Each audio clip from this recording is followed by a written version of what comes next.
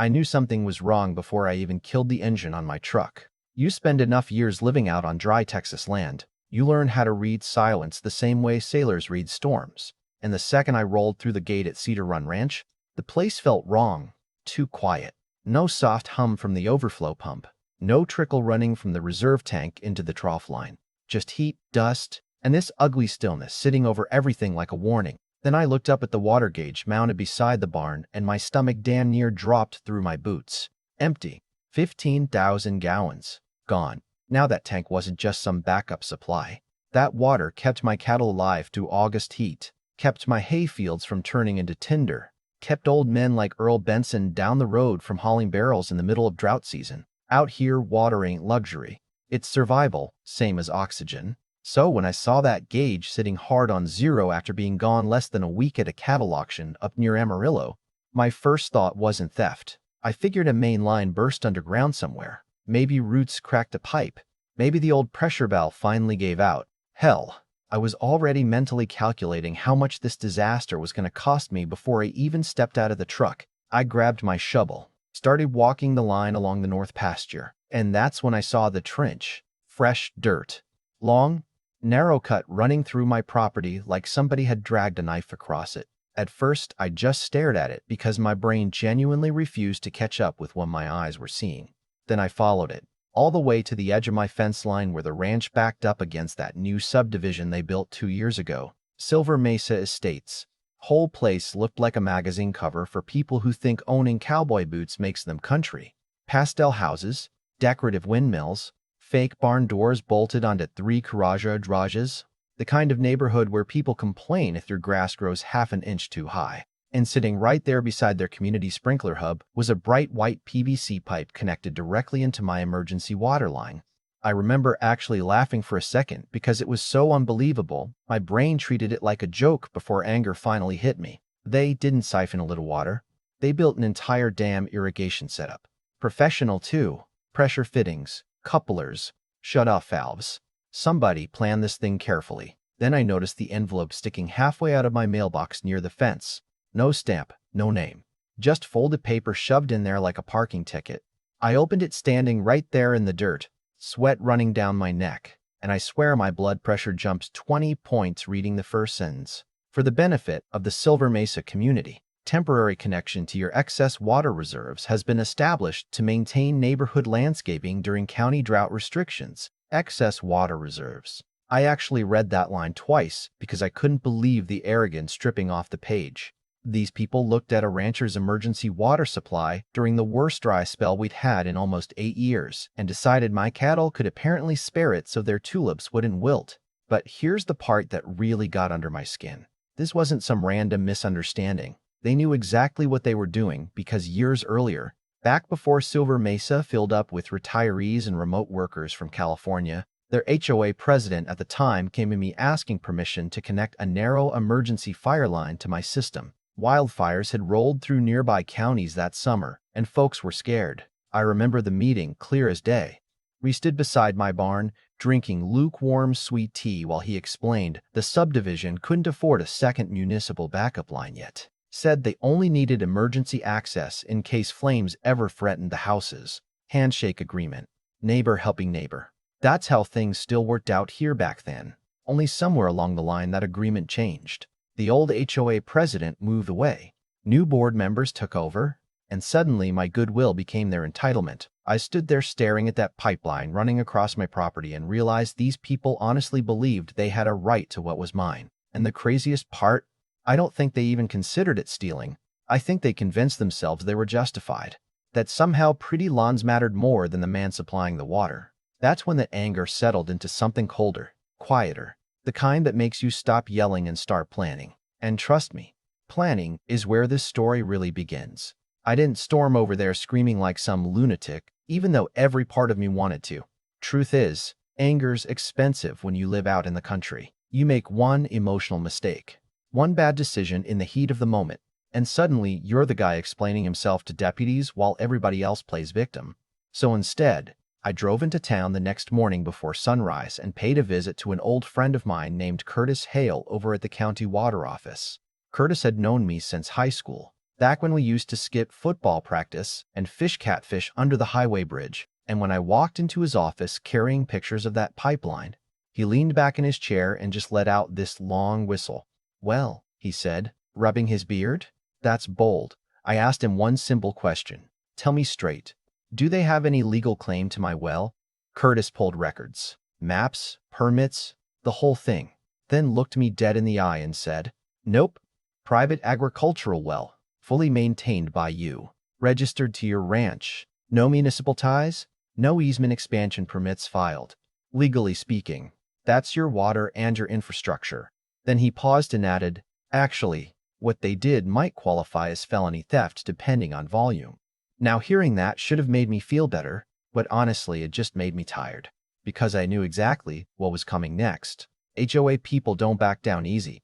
Folks like that are used to getting their way through paperwork, threats, committees, and technicalities. They don't think in terms of right or wrong.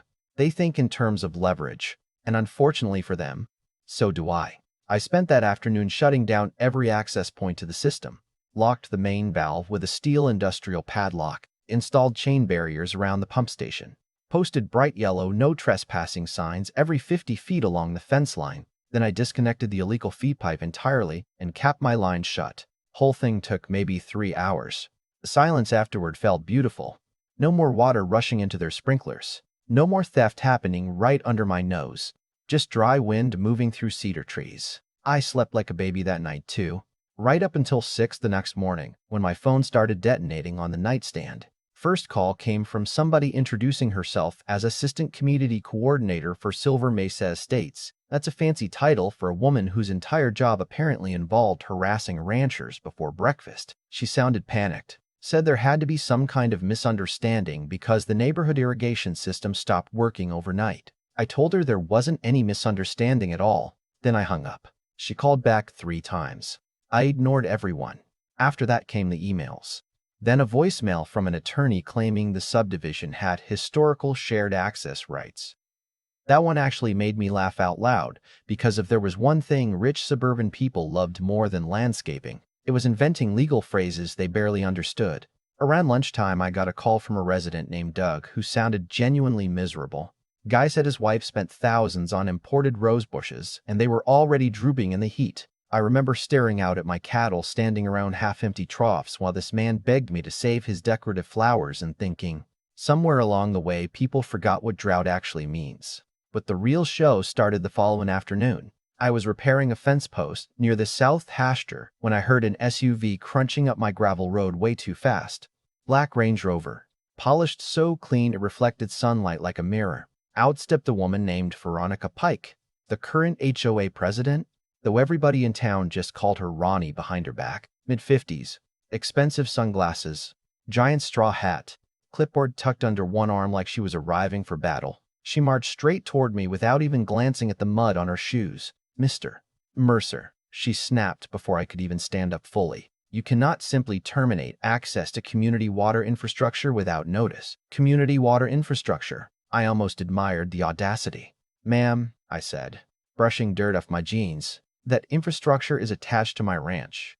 She gave me this tight little smile people use when they think they're the smartest person in the conversation. "The emergency agreement established years ago created shared dependency." "No," I replied. "It created emergency access during fires, not unlimited lawn irrigation during drought season." She adjusted her sunglasses and lowered her voice like she was talking to a stubborn child. "You need to understand something, Mr. Mercer. Silver Mesa residents pay substantial property taxes. The visual condition of this neighborhood affects county valuation."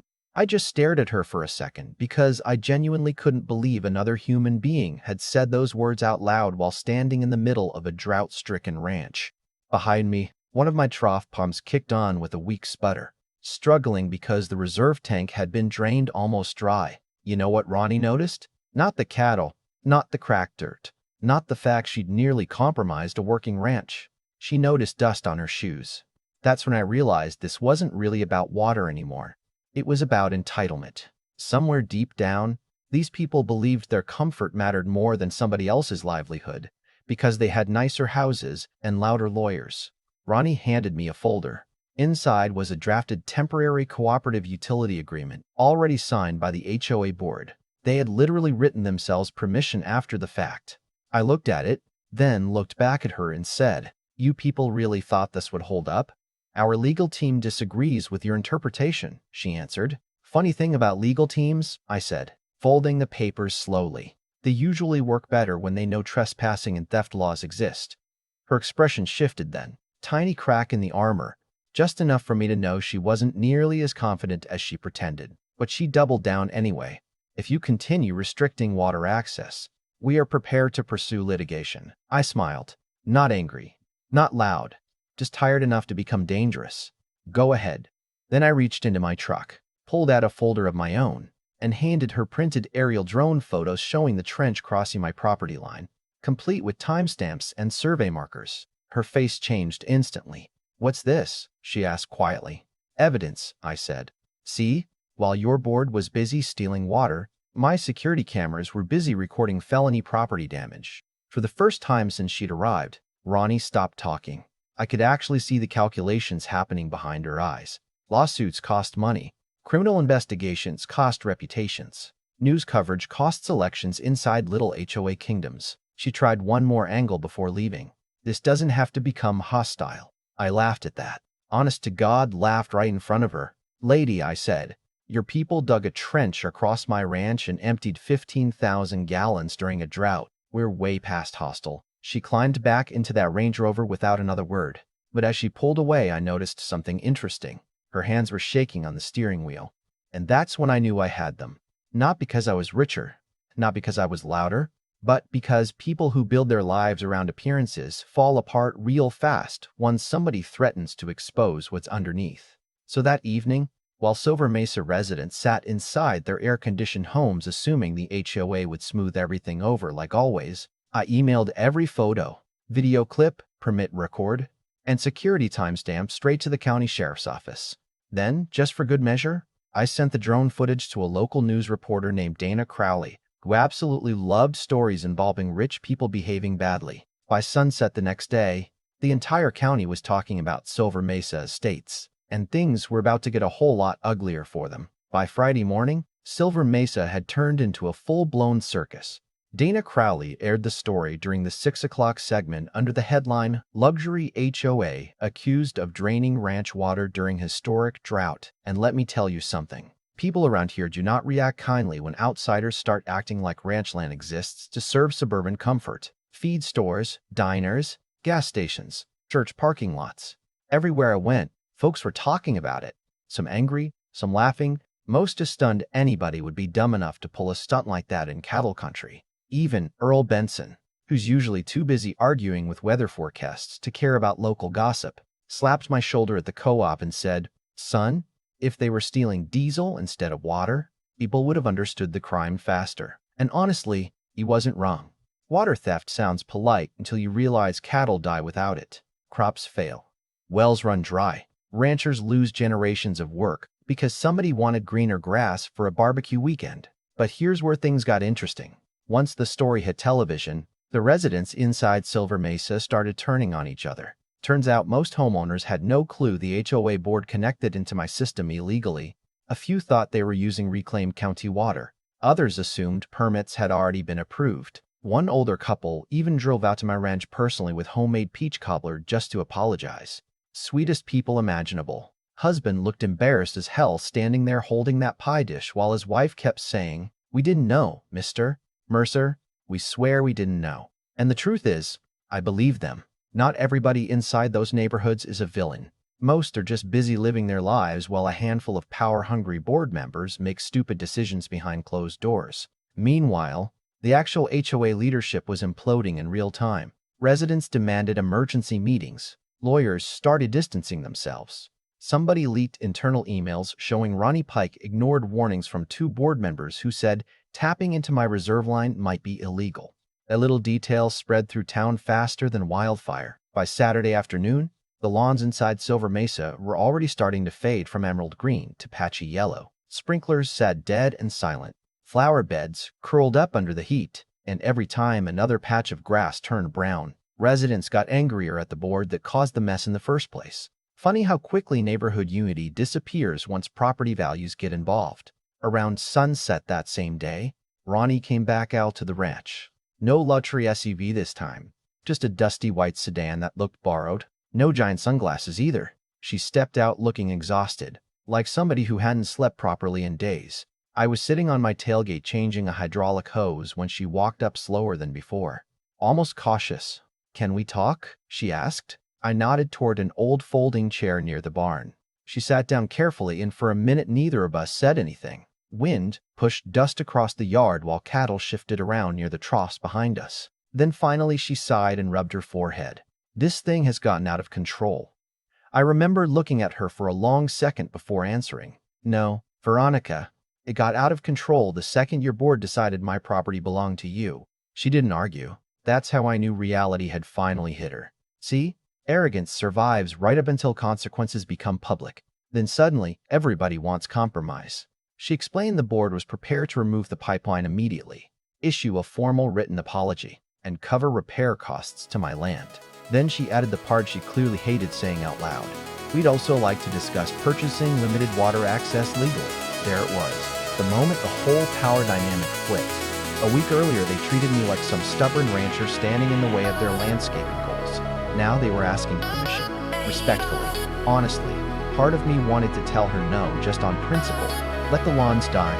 Let the subdivision explain to residents why their HOA fees skyrocketed after lawsuits and fines. But sitting there watching exhaustion replace arrogance on her face, I started thinking about something my father used to tell me. A smart man doesn't just win fights. He changes the rules afterward. So I went inside the house, poured 2 coffees, sat back down across from her, and slid a contract onto the table between us. She blinked at it. "What's this?" "Terms," I answered. The agreement was simple.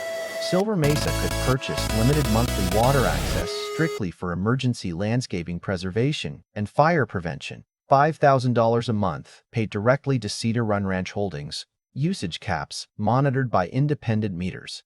Random inspections allowed at any time. Any violation, missed payment, unauthorized expansion, or tampering with the system would result in immediate termination of service permanently. No warnings, no appeals. Ronnie read every page slowly while the sun dropped behind the hills. "You already had this prepared?" she asked quietly. I took a sip of coffee. "I had a feeling your board would eventually discover the difference between stealing resources and negotiating for them." She actually laughed at that. First genuine human reaction I'd seen from her the entire week. Tired laugh, but real. 3 days later, the HOA signed everything.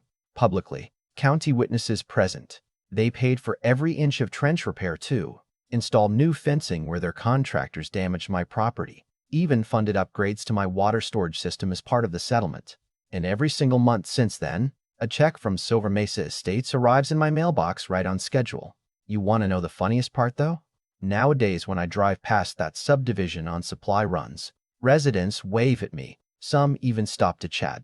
Turns out people behave a whole lot friendlier once they're reminded resources don't magically appear because they demand them. Ronnie stepped down from the HOA 6 months later. Last I heard, she moved to Arizona, probably somewhere with golf courses and mandatory lawn regulations. As for me, I used the money to modernize the ranch. Added another storage tank, upgraded irrigation for the hay fields, even helped Earl Benson finally replace that ancient windmill pump he'd been cursing at since the Clinton administration. But every now and then, especially during dry summers, I'll sit out on the porch at dusk, looking across those distant manicured lawns, glowing green against the Texas heat, and I'll think about how strange people can get once comfort convinces them they're entitled to somebody else's sacrifice. And honestly, part of me still wonders what would have happened if I never caught them. How long would they have kept draining my supply while smiling and calling it community cooperation? So now I want to hear from you. Was I right to charge them for the water after everything they pulled? Or should I have cut them off permanently and let the whole neighborhood deal with the consequences of their HOA's actions? Drop your thoughts in the comments, because trust me, around here people still argue about this story every single summer.